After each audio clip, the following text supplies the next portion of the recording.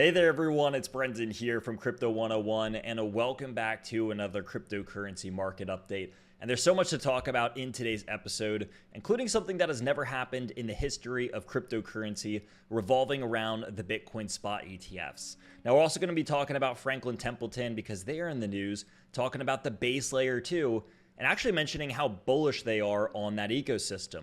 We also have news coming out from FTX. It looks like everyone is going to be getting back all of the funds that they lost in the collapse.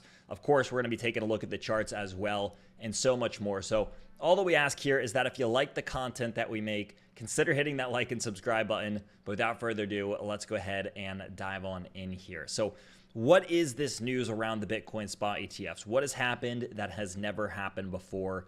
And I'll tell you what, again, we just saw for the first time ever, Grayscale had net positive inflows for not one, but 2 days straight. They have never had a single day of net positive inflows. And as we can see from the chart down here, they just had their first day and coincidentally, their second day back to back. Now, why does this matter? Well, for people who aren't as familiar with it, they have been selling off hundreds of millions of dollars of Bitcoin every single day since the ETFs came out back in the mid part of January. I think it was January 11th. Yeah.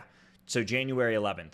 And then during some of these days, I mean, here's the day where they sold off 640 million. Here's a day where they did 642 million in Bitcoins outflows, another 600 million here. And so you can see that they have been selling off over the entire timeline here billions of dollars of Bitcoin through their ETF outflows.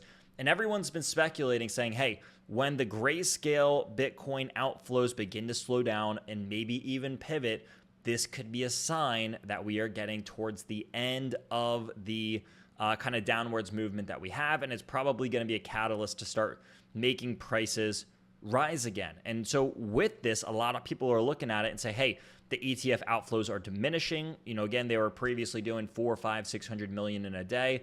Now they're maybe doing around 100 million or under if it's not actually positive. So a lot less Bitcoin is being sold in mass onto the markets, which means that selling pressure is going away. And that represented a big chunk of the bears here. So selling pressure is dwindling, and it's going to make the buying pressure from the bulls who want to appreciate price and send it back upwards. It's going to make it a lot easier for them kind of going into the future over here. Now, another thing that we saw over here, and I thought this was really cool because it kind of came out of left field, but Franklin Templeton, in unrelated news, claims that Base, you know, the Coinbase incubated Ethereum layer 2, hit a home run. And so they had this really cool report that came out, and I want to just show a tweet from it right over here. But inside of this, and I'm going to try to make it just a little bit bigger for everyone. I know it might, it's not going to let me. But, you know, this is kind of soaring all around Twitter at the moment. But basically what they're saying here is that Base was a smashing success. They view it as a home run. And they see Base holding, you know, its spot as a mainstream layer 2 and competitor going forward. And so just to read kind of the final like little portion that they have over here, with the support of Coinbase, or rather with the support of the Coinbase platform, Base has a strong combination of social fi applications and direct integration with Coinbase users, positioning itself well to capture a material share of the social fi activity and remain a leader in the Ethereum layer 2 sector going forward. Now, again, this is from Franklin Templeton. This isn't from some social analyst or internet guru or YouTuber like myself. This is from Franklin Templeton, one of the most well-known, large mainstream asset managers on the planet. And they basically just came out. It's funny because this tweet's talking about it, but they basically just came out and said, hey, it's Base season. We're super bullish on this thing. We think that it is going to continue to be at the forefront of the industry. And that's pretty cool to see from again, a mainstream TradFi institution like themselves. Now, in other good news, FTX customers, it looks like they're poised to recover all of their lost funds, plus even a little bit of interest. Now, at first, people were a little bit upset because they were like, I don't know if I'm going to get anything back. Then it looks like that they were going to get 80% back. Now it looks like they're going to get all of it back plus a little bit more. But for a while, and I'm not sure if we still have the answer to this, but it looks like people are going to be getting the amount that they lost at the time of the event. So if Bitcoin was $20,000 when FTX collapsed, again, I'm not sure of the number right off the top of my head, but let's just say it's $20,000 and you had one Bitcoin that you lost. Well, even though one Bitcoin is now worth over $60,000, you'd be getting back your $20,000 because that's what it was worth at the time of you losing it. So that made a little bit of people upset because they're like, if I just held and if I just got back what I put in, I would be triple that.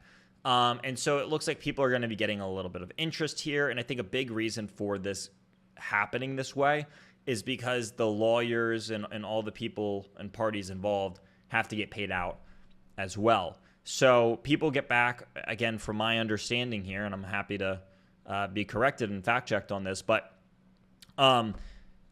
people are going to be getting back what they lost at the time of the event. Plus, it looks like a little bit of interest here. So we're still getting more information around this. The big takeaway here is that it looks like people are going to be getting their money back, and the majority of it. And for a while, that was something that was up in the air. We're still getting more information, but it's a big plus. People lost a lot of money in this. I mean, billions of dollars, and it looks like that is going to be getting returned to the masses. So if you're one of these people, keep an eye on this. If it impacts you, congrats on being able to recover some of the money. And if not, well, you avoided a calamity in the first place. Now, to round us out here on the charts over here, Bitcoin has kind of just been slowly consolidating downwards over here. And we can see this from just the lower highs and kind of the lower lows. Bitcoin's just been consolidating down here, almost in like a falling channel of sorts. And it's been continually rejecting this 50-day moving average. And this has been something big for a lot of mainstream altcoins. But I think the big takeaway here as we go into the weekend is, are we done chopping around and, maybe falling lower? Maybe not. I don't think that there's enough information out there yet to say that this whole fall is done with. However, I do think that as we kind of like inch our ways down, we could go for maybe one more sweep of the lows, maybe touch the low 50s a little bit, hit that 200-day moving average. And I think that'd be a nice place to kind of make the bears get their final hurrah before ultimately getting wiped out. So I think the macro movement of Bitcoin is still upwards here.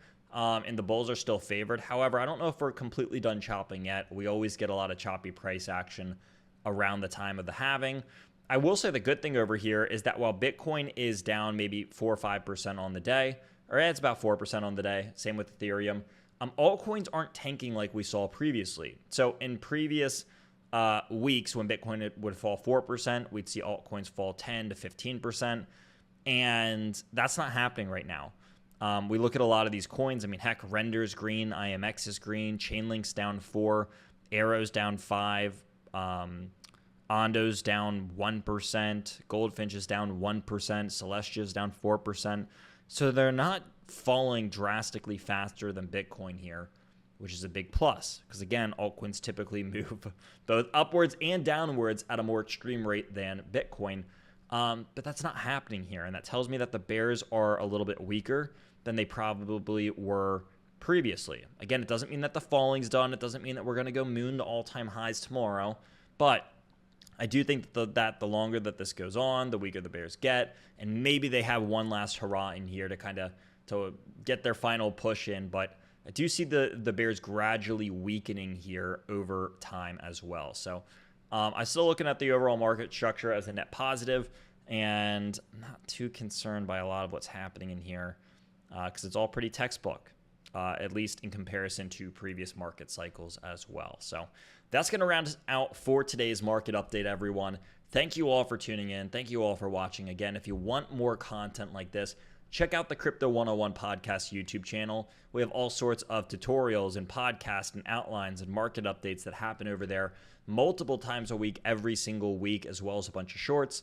And of course, we have links in the description down below for you to check out as well. So thank you all for watching, and I'll see all of you in next week's video.